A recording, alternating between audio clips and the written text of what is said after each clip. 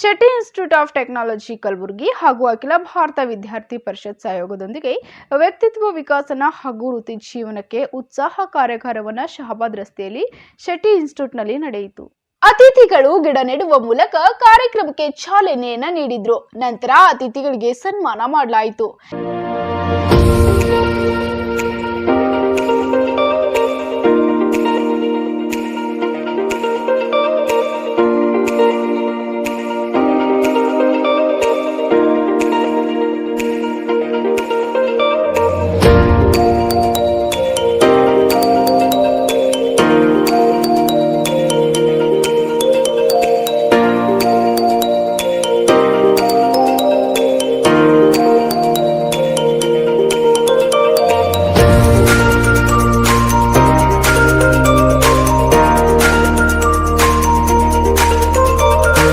Shri Sai cloth store ಶುಭ ಸಮಾರಂಭಗಳಿಗೆ ಬಟ್ಟೆಗಳ ಸಂಪೂರ್ಣ ಶೋರೂಮ್. ನಗರೇಶ್ವರ ಶಾಲೆ ಎದುರುಗಡೆ ನೆಹರುಗಂಜ್ ಕಲಬುರಗಿ ಹಾಗೂ ಪಾಪನಾಶ್ ಗೇಟ್ ಹತ್ತಿರ ಶಿವನಗರ್ ಬೀದರ್.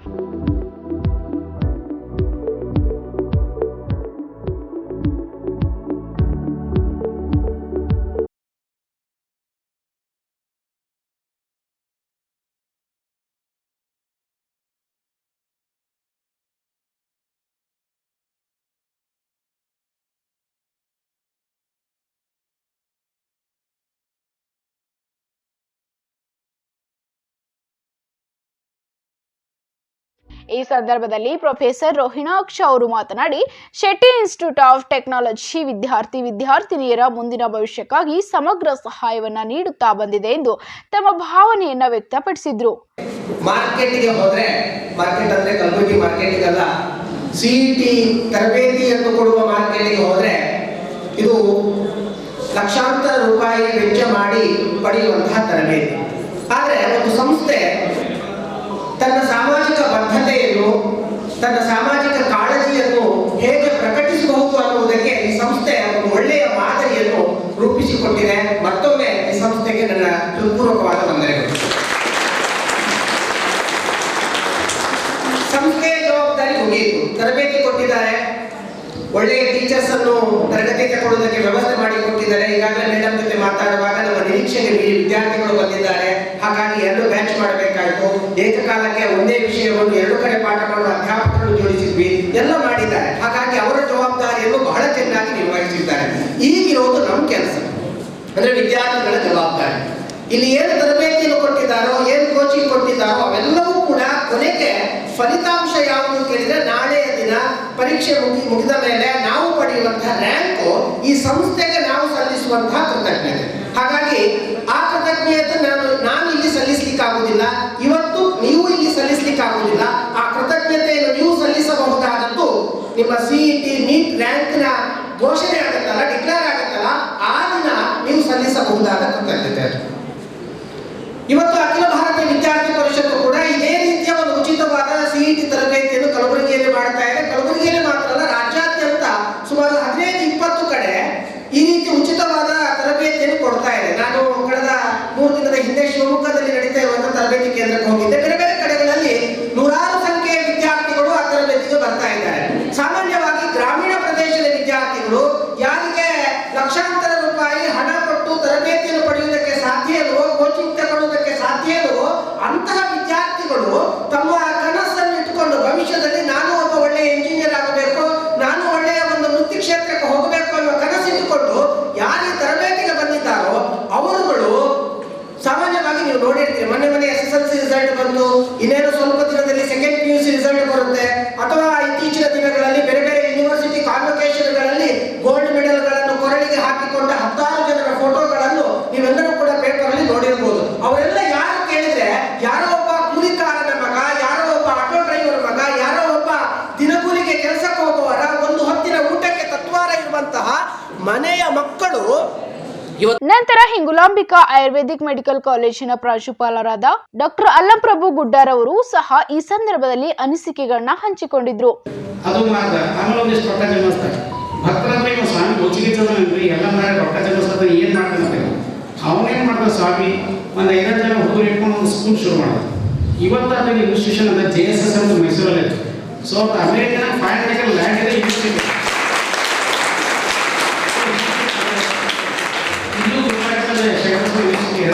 ಹೀಗೆ ನಮ್ಮ ರಾಜ್ಯದಲ್ಲಿ ಒಂದು ಎಜುಕೇಷನ್ ಇನ್ಸ್ಟಿಟ್ಯೂಷನ್ಸ್ ಏನು ಮಾಡೋದು ಅವರೆಲ್ಲ ಭಾಳ ಸ್ಯಾಕ್ರಿಫೈಸ್ ಮಾಡ್ಯಾರ. ಇವತ್ತು ನಿಮ್ಗೆ ಇಷ್ಟು ಜನ ಟೀಚರ್ಸ್ ಅದೇನೋ ನಿಮಗೆ ಅನಿಸೋ ಸುಮ್ಮನೆ ಕ್ಲಾಸಿಗೆ ಕುಂತು ಹೋಗ್ತಾರೆ, ಬಟ್ ಇದ್ರ ಹಿಂದೆ ಭಾಳ ಮ್ಯಾನೇಜ್ಮೆಂಟಿಂದು ಪರಿಶ್ರಮ, ಇಷ್ಟು ದೊಡ್ಡ ಬಿಲ್ಡಿಂಗ್ ತರಬೇಕು, ಇದಕ್ಕೆ ಇನ್ಫ್ರಾಸ್ಟ್ರಕ್ಚರ್ ತರಬೇಕು, ಆಮೇಲೆ ಟೀಚರ್ಸ್ ಇದು ಮಾಡಬೇಕು. ಸೊ ಹೀಗೆ ಒಂದು ಪರಿಶ್ರಮ ಇರ್ತದೆ. ಈ ಪರಿಶ್ರಮಕ್ಕೆ ನಿಮ್ಮ ರಿವಾರ್ಡ್ ಏನಂದ್ರೆ ನಾಳೆ ಎಕ್ಸಾಮಿನೇಷನ್ ಆಗ್ತದೆ, ನೀವು ಸರಿಯಾಗಿ ಓದಬೇಕು. ಆಗಲೇ ಸರ್ ಹೇಳಿದ್ರೆ ಸರಿ ಒಳ್ಳೊಳ್ಳೆ ರ್ಯಾಂಕ್ ತೊಗೊಂಡೇನಂದ್ರೆ ನೀವು ಮೆಡಿಕಲ್, ಇಂಜಿನಿಯರಿಂಗು, ಬೇರೆ ಬೇರೆ ಕೋರ್ಸ್ಗಳಿಗೆ ನೀವು ಹೋಗ್ಬೋದು. ಅಖಿಲ ಭಾರತೀಯ ವಿದ್ಯಾರ್ಥಿ ಪರಿಷತ್ 1947 ನಮ್ಮ ದೇಶಕ್ಕೆ ಸ್ವತಂತ್ರ ಸಿಗ್ತದೆ. ಅವಾಗ ಯಾರು ಟೀಚರ್ಸ್ ಇದ್ರು ಅವ್ರು ಒಂದು ಸ್ವಲ್ಪ ವಿಚಾರ ಮಾಡೋದು. ಈಗ ಏನಂದ್ರೆ 1947ಕ್ಕೆ ಮೊದಲ ಎಲ್ಲ ಹುಡುಗರು ಬರೀ ಕಾಲೇಜ್ ಹುಡುಗರಂದ್ರೆ ಫ್ರೀಡಮ್ ಫೈಟ್ ಮೇಲೆ ರೋಡ್ ಮೇಲೆ ಇರ್ತಾರೆ. ಸೊ ಅದಕ್ಕೆ ಏನು ಮಾಡಿದ್ರು, ಈಗ ಸ್ವತಂತ್ರ ಸಿಕ್ತರೆ ಈಗ ಮುಂದೆ ನಮ್ಮ ಹುಡುಗರು ಅಂತ. ಆಮೇಲೆ ಆ ಟೈಮಿಗೆ ಯಾರ್ಯಾರು ನೇಣಗಂಬಕ್ಕೆ ಅಂತ ಕೊರಳು ಕೊಟ್ಟಿದ್ರು ಅವರೆಲ್ಲ ಇದು ಕಾಲೇಜ್ ಹುಡುಗರಿದ್ರು. ಸೊ ಆಗಿನ ಟೀಚರ್ಸ್ ವಿಚಾರ ಮಾಡಿದ್ರು, ಈಗ ಮುಂದೆ ಏನಂದ್ರೆ ನಮ್ಮ ದೇಶ ಸಲುವಾಗಿ ಕೊರಳು ಕೂಡ ಆಗತ್ತಿಲ್ಲ, ಮೆಗಲ್ ಕೊಡ್ಬೇಕಾದ್ರೆ my career is for my nation. ನಾವು ನಮ್ಮ ಹುಡುಗರಿಗೆ ಒಂದೊಂದು ವಿದೇಶದ ಆಸೆ ಇತ್ತು, ನಾ ಡಾಕ್ಟರ್ ಆಗಬೇಕು, ನಾ ಇಂಜಿನಿಯರ್ ಆಗಬೇಕು, ನಾ CA ಆಗಬೇಕು. ಅವ್ರ ಪರ್ಸನಲ್ ಇಂಪ್ರೆಷನ್ ಏನದ ಅದು ನ್ಯಾಷನಲ್ ಡೆವಲಪ್ಮೆಂಟಿಗೆ ಪೂರಕ ಇರ್ಬೇಕಂತ ಹೇಳಿ ಅದಕ್ಕೊಂದು ಆರ್ಗನೈಸೇಷನ್ ಶುರು ಮಾಡಿದ್ರು ಆಗಿನ ಟೀಚರ್ಸ್. ಸೊ ಅದು ABVP ಅಂತ ಹೇಳಿ.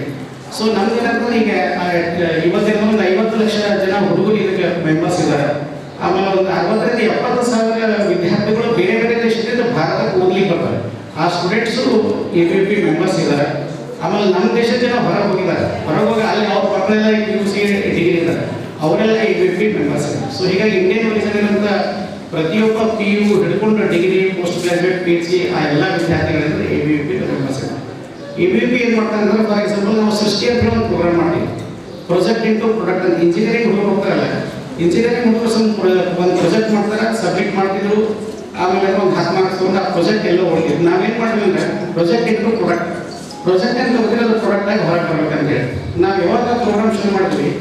ಫಸ್ಟ್ ಟೈಮ್ ಬೆಂಗಳೂರಿನ ಮಾಡಿದಾಗ ಒಂದು ಹುಡುಗ ಒಂದು ಇದು ಗಿಡ ಇರೋ ಮಷಿನ್ ಕಂಡು ಹಿಡ್ಬಿಟ್ಟಿದ್ದಾರೆ. ಅವ್ನು ಹೆಂಗೆ ಕಂಡು ಹಿಡ್ದಂದ್ರೆ ಅವ್ರ ತಂದಿ ಗಿಡ ಇರಬೇಕಾದ್ರೆ ಕೆಳಗೆ ಸತ್ಬಿಟ್ಟಿದೆ.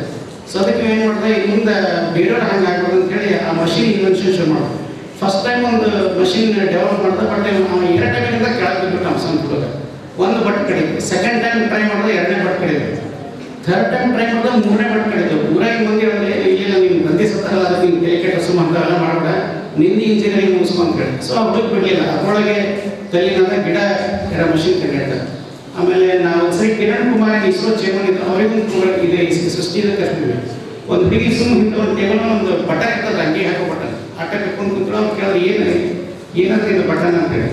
ಅವ್ರು ಹೇಳಿದ್ರೆ ಇಲ್ಲ ಸರ್, ಈ ಬಟನಲ್ಲಿ ಒಳಗೊಂದು ಎಲೆಕ್ಟ್ರಿಕಲ್ ಚಿಪ್ ಇಟ್ಟಿದ್ದೀನಿ, ಹಾರ್ಟಿಗೆ ಏನಾರ ಸ್ವಲ್ಪ ಸಮಸ್ಯೆ ಆದರೂ ಆ ಚಿಪ್ಪಿಗೆ ಗೊತ್ತಾಗ್ತದೆ. ಮತ್ತು ಆ ಚಿಪ್ ಒಳಗೊಂದು ಏನು ದಾಟದಂದ್ರೆ ಅವ್ರ ರಿಲೇಟಿವ್ಸ್ನಾಗ ಒಂದು 5 ಮಂದಿ ನಂಬರ್ ಇಟ್ಟರು. ಇಮಿಡಿಯೇಟ್ ಅವ್ರಿಗೆ ಗೊತ್ತದ ನಿಮ್ಮ ಇಂಥ ಮನುಷ್ಯಗೆ ಇಲ್ಲಿ ಪ್ರಾಬ್ಲಮ್ ಆಗ್ಲಕ್ಕಂತೆ. 2ನೇದ್ರಲ್ಲಿ ನಿಯರ್ ಬೈ ಊಬರ್ನವ್ರಿಗೆ ನಂಬರ್ ಹೋಗ್ತದೆ, ನಿಮ್ಮ ಸರಿ ಬಿದ್ದದ ಒಬ್ಬ ಮನುಷ್ಯನವನಿಗೆ ಹಾರ್ಟಿನ ಪ್ರಾಬ್ಲಮ್ ಆಗ್ತದೆ. ಆಮೇಲೆ ನಿಯರ್ ಬೈ ಒಂದು ಲೊಕೇಶನ್ ಎಲ್ಲಿ ಇರ್ತಾನೆ ಸಮೀಪ ಒಬ್ಬ ಕಾರ್ಡಿಯಾಲಜಿಸ್ಟ್ ಇದ್ದಾನೆ, ಅವನಿಗೆ ಒಂದು ಮೆಸೇಜ್ ಅಂತ ಹಿಂದೆ ಒಬ್ಬ ಪೇಷಂಟ್ ಅದ ಅವ್ರಿಗೆ. ಸೊ ಇಮಿಡಿಯೇಟ್ ಆ ಪೇಷಂಟಿಗೆ ಹಾಸ್ಪಿಟಲ್ ಶಿಫ್ಟ್ ಆಗ್ತಾರೆ ಅಂತ. ಸೊ ಈ ರೀತಿ ಇಂಜಿನಿಯರಿಂಗ್ ಈಗ ನಾವು ಇದು ಬಳಸ್ತೀವಿ, ಬಸ್ನಾಗ ಇಲ್ಲೆಲ್ಲ ಇದು ಬಳಸ್ತೀವಿ, ಏನು ಅದು ಟಿಕೆಟ್ ಹಾಕೋದು. ಮೊದಲು ಟಿಕೆಟ್ ಹಾಕಿದ್ರು, ಈಗೆಲ್ಲ ಇರ್ತೇವೆ. ಸೊ ಅದನ್ನು ಒಬ್ಬ ಇಂಜಿನಿಯರಿಂಗ್ ಹುಡುಗ ಇದು ಮಾಡಿದ್ರು. ಸೊ ನಾವು ಸೃಷ್ಟಿ ಅಂತ ಹೇಳಿ ಶುರು ಮಾಡಿದ್ದೀವಿ ಇಡೀ ದೇಶನಾಗ. ಅಂದರೆ ಇಂಜಿನಿಯರಿಂಗ್ ಹುಡುಗರು, ಡಿಪ್ಲೊಮಾ ಹುಡುಗರು ಹೊಸ ಕಲಿಬೇಕು ಮತ್ತು ದೇಶ ಸಲಕ್ಕೆ ಉಪಯೋಗ ಆಗ್ತದೆ. ಶ್ರೀ ಸಾಯಿ ಕ್ಲಾತ್ ಸ್ಟೋರ್ ಶುಭ ಸಮಾರಂಭಗಳಿಗೆ ಬಟ್ಟೆಗಳ ಸಂಪೂರ್ಣ ಶೋರೂಮ್. ನಗರೇಶ್ವರ ಶಾಲೆ ಎದುರುಗಡೆ, ನೆಹರು-ಗಂಜ್, ಕಲಬುರಗಿ ಹಾಗೂ ಪಾಪನಾಶ್ ಗೇಟ್ ಹತ್ತಿರ, ಶಿವನಗರ್, ಬೀದರ್. ನಂತರ ಕಾರ್ಯಾಗಾರವನ್ನು ಉದ್ದೇಶಿಸಿ ಪ್ರಶಾಂತ್ ಬಿಜಾಪುರ್ ಅವರು ಮಾತನಾಡಿ, ವಿದ್ಯಾರ್ಥಿ ಜೀವನದಲ್ಲಿ ಮುಖ್ಯವಾಗಿ ಸಾಧಿಸುವ ಛಲ ಇದ್ರೆ ಏನನ್ನು ಸಾಧಿಸಬಹುದು ಎಂಬ ಮಾತನ್ನ ವಿದ್ಯಾರ್ಥಿನಿಯರಿಗೆ ತಿಳಿಸಿದ್ರು.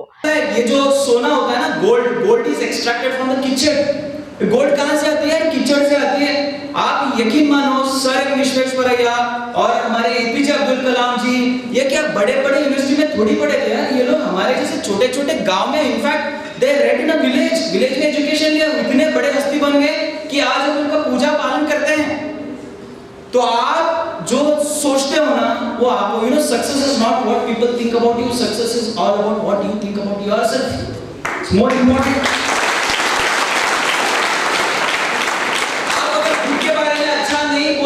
खुद के बारे में अगर अच्छा सोच नहीं सकते हो, मतलब आप सक्सेसफुल नहीं है. आप खुद को एक ऐसा पर्सनालिटी डेवलप करना है लाइफ में कि यार आपको एक ऑरा बनना है. जैसा एक आदमी आता है ना, उसका एक ऑरा बनता है। वो ऑरा बनाने के लिए देखो मैं कुछ क्वालिटीज बोलता हूँ आपको प्रैक्टिस करने के लिए। आप यकीन नहीं मानोगे, मैं 9वीं कक्षा से मैंने योगा प्राणायाम स्टार्ट किया।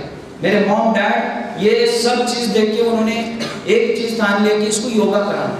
You know, I have to thank my parents. मुझे बचपन से आज भी मैं सुबह डेली जल्दी उठ के योगा प्राणायाम करता हूँ। मैं मेरे हेल्थ के लिए टाइम देता हूँ। आज मैं 31 उम्र हूँ, मेरा एक बेटा है। आप लगता हूँ मैं ये 31 का उम्र नहीं। तो बोलने की बात ये है कि यार आपको ना अपने लाइफ में अपने माँ बाप छोड़ेंगे, सब लोग छोड़ के जाएंगे, लेकिन आपको एक बात बोलता हूँ, आपका शरीर आपको साथ नहीं देता है ना, कुछ नहीं हो पाएगा। सबसे ज्यादा इंपॉर्टेंट है आज यंगस्टर्स में मैं सबसे बड़ा प्रॉब्लम ये देख रहा हूँ, आप लोग अपने हेल्थ पे काम नहीं कर रहे हो और आप अदाओं पे फिदा हो चुके हैं। ADA, ए मतलब एडिक्शन, डी मतलब डिस्ट्रैक्शन, ए मतलब अट्रैक्शन। ये 3 चीज हमारे दिमाग में आया है। मोबाइल डिस्ट्रैक्ट करता है, लड़कों को लड़कियां अट्रैक्ट करते हैं, लड़कियों को लड़के अट्रैक्ट करते हैं।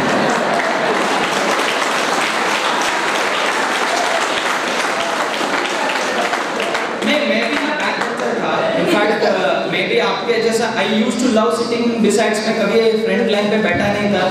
आप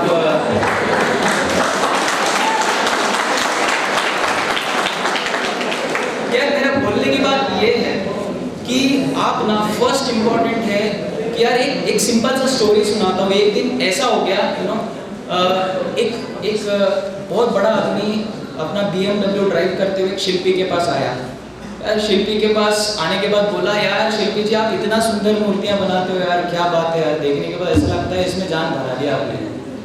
तो शिल्पी ने बोला, साहब मैं कुछ बड़ा काम नहीं करता हूँ साहब, इसमें से जो बेकार पत्थर है ना वो निकालते जाता हूँ, अपने आप मूर्ति बन जाता है।